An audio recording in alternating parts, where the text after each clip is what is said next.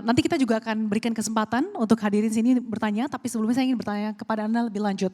Pak Ferry, kita tahu bahwa memang saat ini tantangannya cukup kompleks yang didominasi faktor eksternal tadi. Dan tadi juga Bu Sri Mulyani mengatakan kalau uncertainty yang ada saat ini tuh lebih bersifat permanen. Apalagi beberapa waktu lalu sejumlah organisasi internasional juga memangkas proyeksi perekonomian global termasuk Indonesia juga tidak sampai 5%. Dan bahkan di luar dari tensi geopolitik dan uncertainty lainnya saja, kalau kita lihat dari segi tren, ekonomi Indonesia ini kan masih stagnan ya Pak di 5%. Untuk bisa melaju ke 8% tentunya dibutuhkan tadi Anda katakan juga reformasi struktural. Tapi yang menjadi pertanyaan, apa saja yang akan dilakukan langkah konkret dari pemerintah untuk bisa memitigasi guncangan ataupun resiko eksternal, sembari juga membenahi reformasi struktural agar ketahanan domestik ini bisa terjaga, Pak Ferry, silakan. Ya, tadi seperti yang saya sampaikan tadi, secara sistematis kan sumber dari ketidakpastian ini apa yang bisa kita cek gitu ya. Pertama adalah dari kebijakan tarif 2.0-nya Trump gitu ya. Itu yang dalam jangka pendek itu kita harus mitigasi. Kenapa? Karena tadi 11% perdagangan kita itu dengan US gitu. Dan lebih kalau kita lihat lebih detail lagi berapa komoditas kita itu di atas 50% pasarnya di US gitu. Sehingga memang dalam konteks uncertainty tadi yang kita coba mitigasi adalah bagaimana kita bisa melakukan negosiasi dengan pemerintah US sehingga tarif resiprokal 30% tidak dikenakan kita gitu. Dengan tadi menawarkan beberapa hal mulai dari tarif, non tarif, perdagangan langsung juga yang lain gitu ya. Itu dari konteks sumber ketidakpastian dalam jangka pendek gitu. Nah yang kedua adalah US itu kan cuma salah satu pasar kita gitu ya. Kita di barang-barang yang ada di kita juga punya potensi untuk bisa ke pasar yang lain. Kalau kita lihat komposisi dari ekspor kita itu bisa kita lihat tuh. Pertama Cina sekitar 22-23%. Kemudian ada ASEAN in total gitu ya, kemudian yang ketiga tentu US gitu. Tadi US kita renegosiasi. Kemudian dengan Eropa, dengan ASEAN di beberapa pertemuan kemarin, kita juga melakukan upaya untuk tadi meningkatkan perdagangan inter-ASEAN gitu ya. Dan kalau kita lihat di data beberapa paper sebenarnya barang kita yang ada di ASEAN ini cukup komplementer juga gitu ya, yang bisa saling mengisi. Sehingga tadi kalau sekarang mungkin sekitar 22-an, mungkin ini satu hal yang jadi kita optimalkan gitu ya. Jadi US-nya kita mitigasi, ASEAN kita optimalkan, juga beberapa pasar yang lain. Yang terdekat seperti yang kami sampaikan tadi itu yang katakan Eropa gitu. Karena kalau in total, Eropa juga cukup signifikan dalam konteks ekspor kita. Plus terutama adalah tadi beberapa barang kita yang kategorinya padat karya itu kalau kita bisa buka akses yang lebih bagus itu akan sangat terbantu. Jadi kalau sekarang tarif kita, barang-barang kita itu dikenakan tarif sekitar 10% kayak Uni Eropa gitu ya. Kalau EU SEPA ini bisa kita selesaikan maka tarif itu enggak ada gitu. Ini kita harapkan bisa membantu daya saing kita sehingga barang-barang kita yang daya saingnya tinggi itu bisa masuk juga ke Uni Eropa. Itu dari sisi eksternalnya gitu ya secara umum. Kita juga melakukan beberapa pendekatan lain apakah dengan BRICS maupun dengan yang diskusikan sebenarnya CPTPP ya untuk Pacific Framework-nya gitu. Nah domestik gimana? Domestik itu tadi eksternal penting, tapi kalau kita lihat secara share itu kan sekitar 20-23% ya. Sementara kalau domestiknya itu sekitar 80%-an gitu. Ini pun kita jaga gitu ya. Karena ini tadi yang relatif ada di bawah kendali kita gitu, lebih controllable gitu kan. Apa tadi yang dari total 80% itu yang besar kan konsumsi masyarakat 53%. Itu yang kita jaga gitu ya dengan berbagai program tadi. Apakah yang sifatnya menyasar masyarakat kelas menengah ke bawah atau ya juga menyasar ke kelas menengah gitu ya. Kemudian yang lain apa? Investasi. Kenapa tadi PP 48 saya sengaja highlight apa yang kita lakukan? Karena itu bagian penting kita untuk kita bisa menjaga atau mendorong investasi masuk gitu ya. Sehingga kita harapkan tadi dengan kombinasi mitigasi dari sisi risiko eksternalnya kita lakukan, dari sisi domestik pun untuk memperkuat daya tahan ekonomi domestik itu kita lakukan juga gitu ya. contoh yang terakhir mungkin yang bisa kita highlight adalah kalau tadi sampaikan Bu Menteri Keuangan kan salah satu fokus kita di pangan gitu ya, atau di agriculture. Nah di kuartal 1 kalau kita lihat kalau secara nasional itu kita 5%, di kuartal 1 itu bahkan untuk sektor pertanian tumbuh 10% gitu.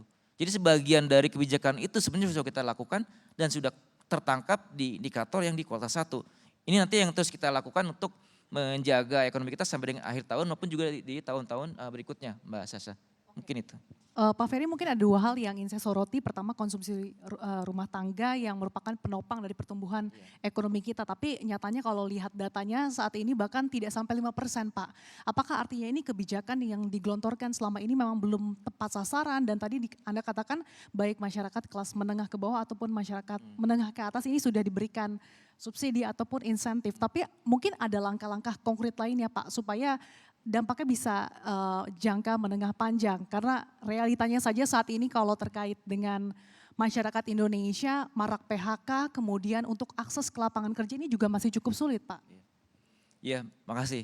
Jadi kalau terkait dengan konsumsi rumah tangga tadi yang kita terus cermati berbagai indikator yang merepresentasikan hal tersebut gitu ya, lepas dari berbagai diskusi yang ada.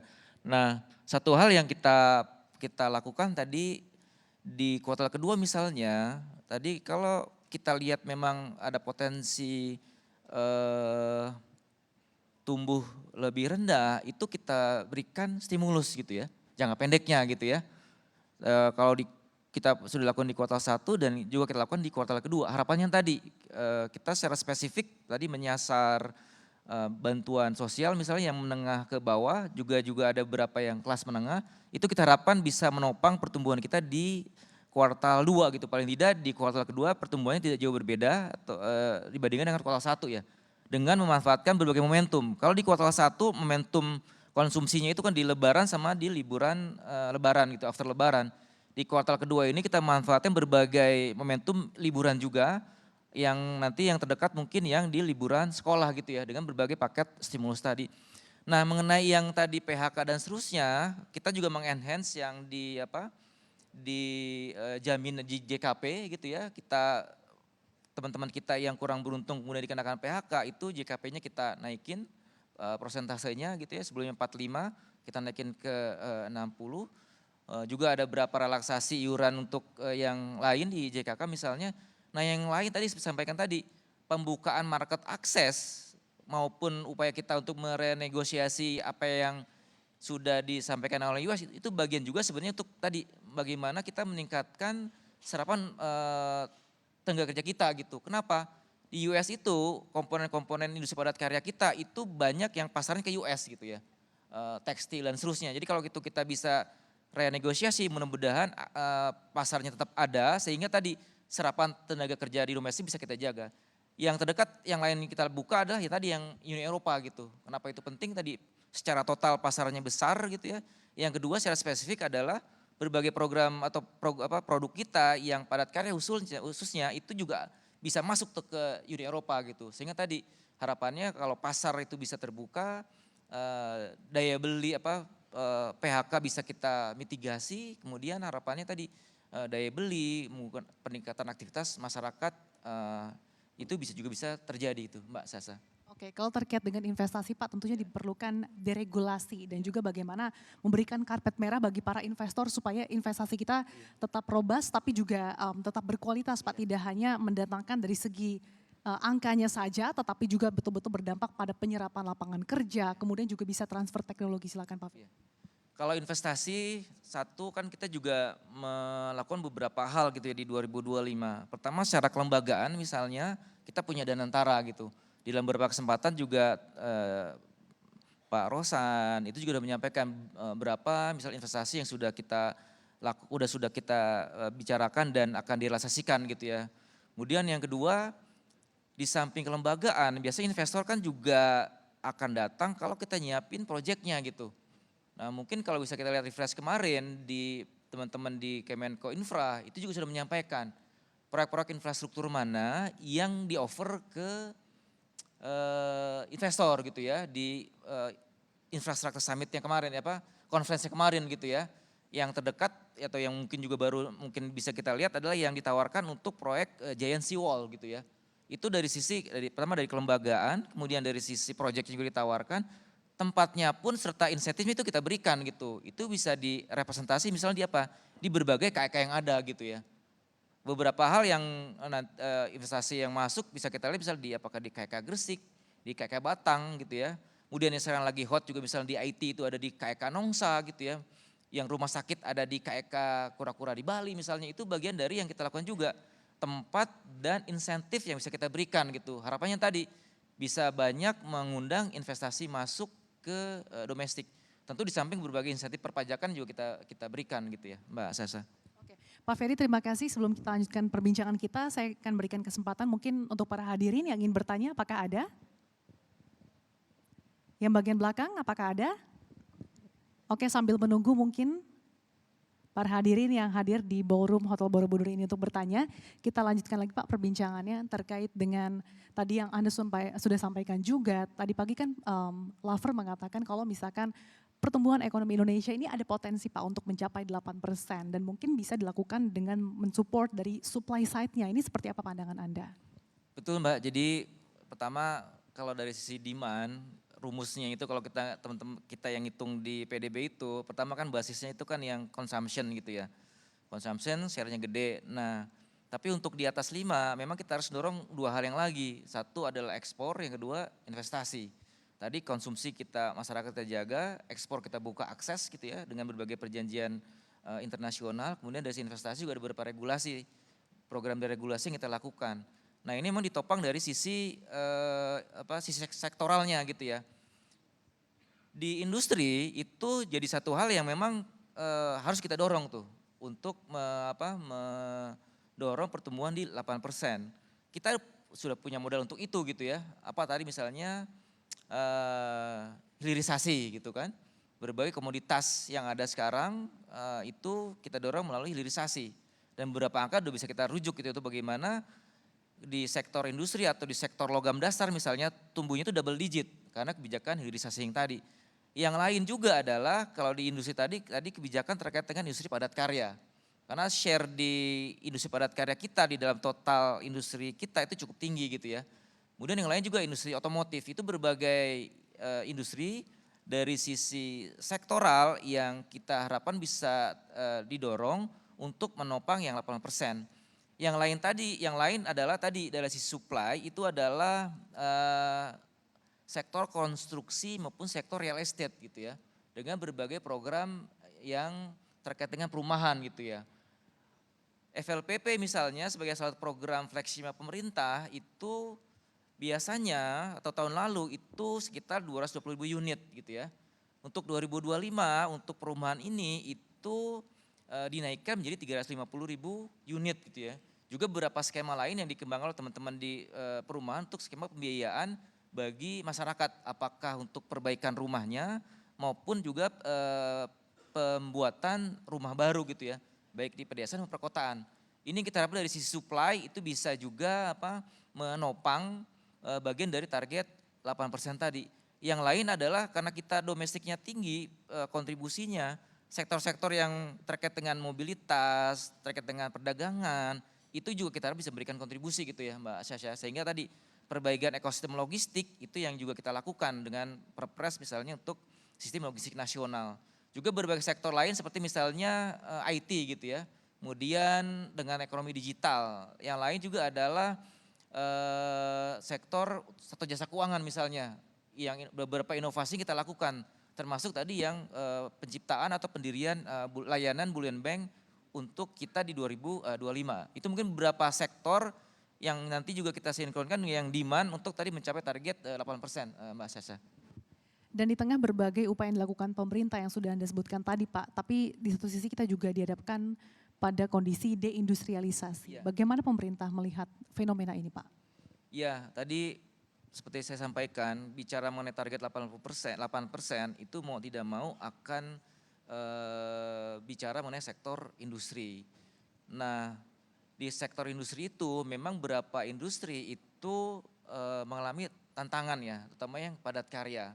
Makanya kalau kita lihat tadi revisi Permendak 8 misalnya, kemudian kita juga lagi terus merealisasikan kredit investasi padat karya untuk industri padat karya gitu, itu kita lakukan bagian dari tadi mendorong pertumbuhan ekonomi dari sisi subsektor industrinya gitu ya, untuk bisa tumbuh lebih tinggi lagi itu Mbak. Oke, nah kemudian roadmap seperti apa sih Pak yang dimiliki oleh pemerintah saat ini untuk bisa menguatkan lagi Pak daya tahan ekonomi domestik, utamanya tadi terkait dengan sektor padat karya. Karena kita tahu juga saat ini industri manufaktur kita melambat, tercermin dari PMI manufaktur kita yang bahkan terkontraksi dalam beberapa bulan terakhir. Kemudian demand dari negara mitra dagang juga melemah. Ya tadi kalau bicara mengenai industri sebenarnya kita masih di tengah berbagai tantangan yang ada ya. Tadi kalau lihat dari catatannya Bu Menteri Keuangan kan hampir 70% PMI negara-negara itu mengalami kontraksi gitu. Nah kita lihat di data Q1 kemarin itu pertumbuhan ekonomi kita yang dari industri itu masih 4,5 loh.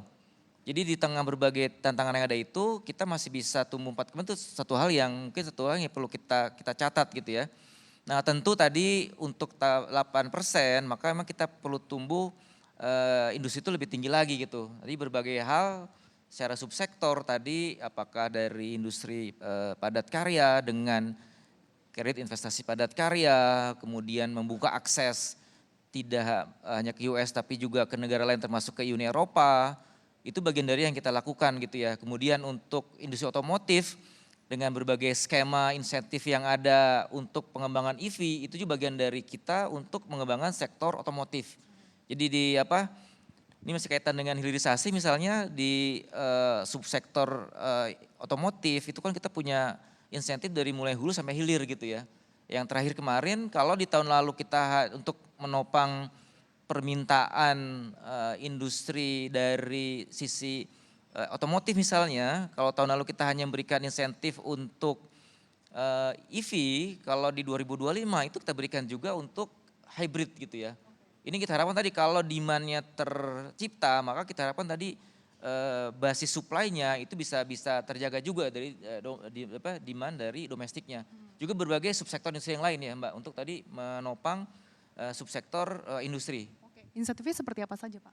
Itu kalau di yang sekarang di hybrid itu ada, saya mesti baca ya ini karena banyak itu ya. Jadi kalau dari untuk hybrid itu jadi ada PPN DTP untuk EV, kemudian juga ada PPNBM untuk EV dan hybrid gitu ya.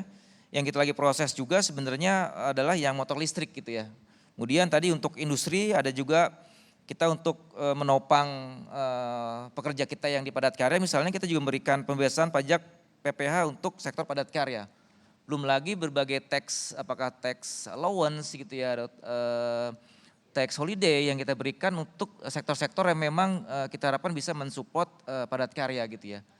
Yang lain tadi sebenarnya menarik untuk yang productivity, jadi kalau hanya mengandalkan pemerintah saja maka untuk productivity itu kan akan berbanding lurus dengan riset and development maupun pendidikan gitu ya. Kalau hanya mengandalkan pemerintah saja tentu punya kendala keterbatasan anggaran. Makanya kemudian sebagian biaya yang di cover oleh swasta yang bisa bantu kita di riset and teknologi maupun di program pelatihan itu kita cover dalam bentuk super tax deduction gitu ya. Sebagai komponen biaya itu jadi pengurang pajak dari industri yang kemudian kita harapkan bisa mengurangi PPh yang dibayarkan oleh industri tersebut gitu. Ini kita harapkan juga memberikan insentif bagi sektor swasta untuk berkontribusi dalam riset and development dan pelatihan.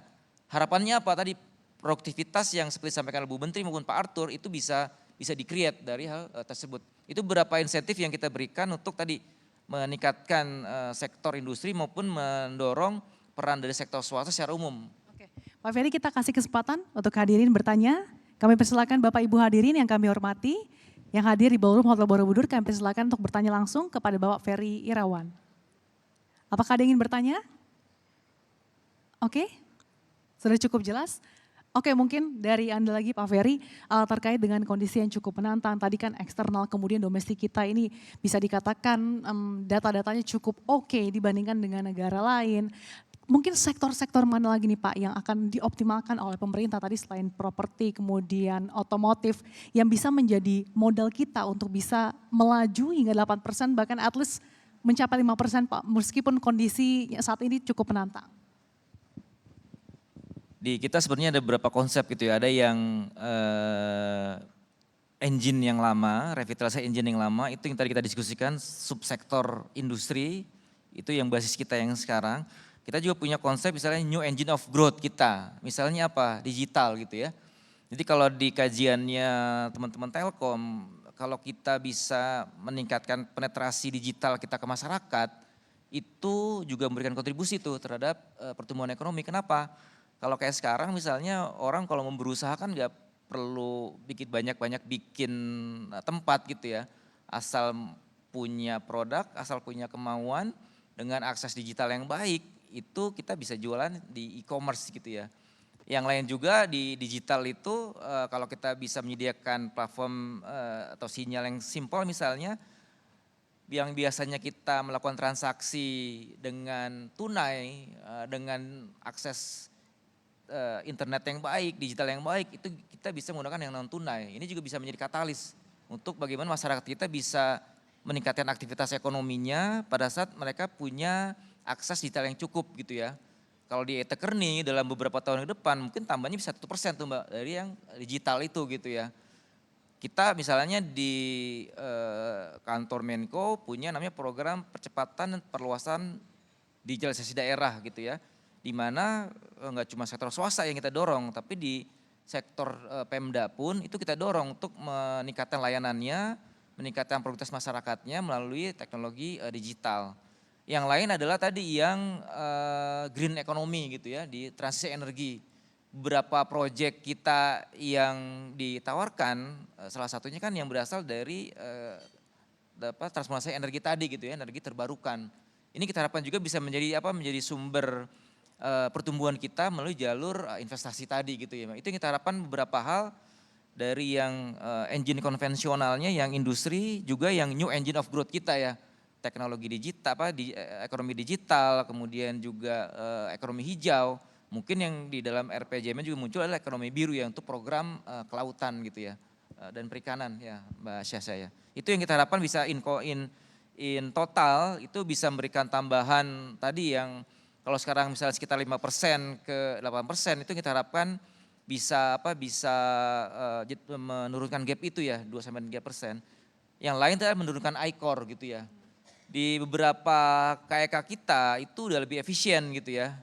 Jadi dengan input yang ada, output yang dihasilkan melalui ekspor, apakah melalui barang-barang dari pabrik yang dihasilkan itu ICOR-nya maka lebih rendah dari ICOR nasional gitu.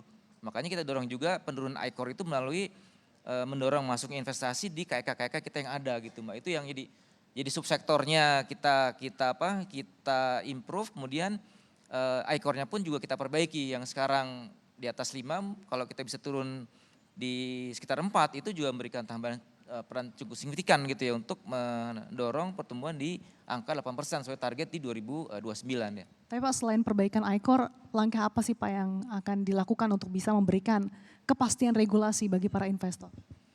Jadi sesuai dengan arahannya Pak Presiden, kita kan punya task force deregulasi ya, atau kalau lengkapnya penciptaan iklim usaha, kalau di nama lengkapnya di slide saya nomor itu ada tuh.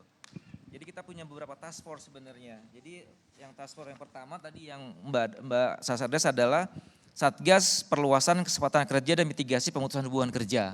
Itu yang kita harapkan bisa menjadi instrumen kita untuk mitigasi dampak eksternal ke industri kita melalui PHK. Kemudian yang kedua adalah tadi Satgas Peningkatan Iklim Investasi dan Percepatan Perizinan Berusaha. Itu yang kita akan optimalkan untuk tadi mengawal kepastian berusaha, penyederhanaan perizinan gitu ya. Sehingga tadi daya saing kita untuk investasi itu bisa terus improve gitu ya. Ini kita harapkan tadi menjadi engine kita dari sisi investasinya Mbak Syasha. Oke, tadi mungkin yang bisa dilakukan ya Pak, supaya bisa mengawal karena saat ini juga potensinya sejumlah pabrik-pabrik ini kan mungkin akan pindah dan bagaimana caranya Indonesia bisa memastikan kalau memang Indonesia adalah tempat yang tepat begitu ya untuk berinvestasi bagi para investor global khususnya di tengah tensi geopolitik antara Amerika Serikat dan China. Pak, terima kasih Pak Ferry, mungkin sedikit Pak closing statement dari Anda, silakan singkat saja. Satu, alhamdulillah kita bisa di angka Q1 4,87 kemarin. Kita harapkan sampai dengan akhir tahun ini bisa tetap di kisaran 5%. Tadi berbagai program baik dalam jangka pendek stimulus fiskal maupun deregulasi, juga berbagai kebijakan kita terkait dengan investasi maupun pembukaan akses itu kita harapkan bisa mengawal sampai target sampai dengan akhir tahun maupun tadi mengembangkan berbagai sektor di dalam jangka menengah sehingga bisa memberikan kontribusi terhadap pencapaian target 8% di 2029. Jadi tetap optimis di 2025 Harus optimis, di 5% ya Pak. Karena Ya, CNBC akan bahagia kalau kita optimis Mbak. Meskipun berbagai organisasi internasional sudah memproyeksi kalau Indonesia pertumbuhannya nggak sampai 5% ya Pak ya. Baik, terima kasih Pak Ferry.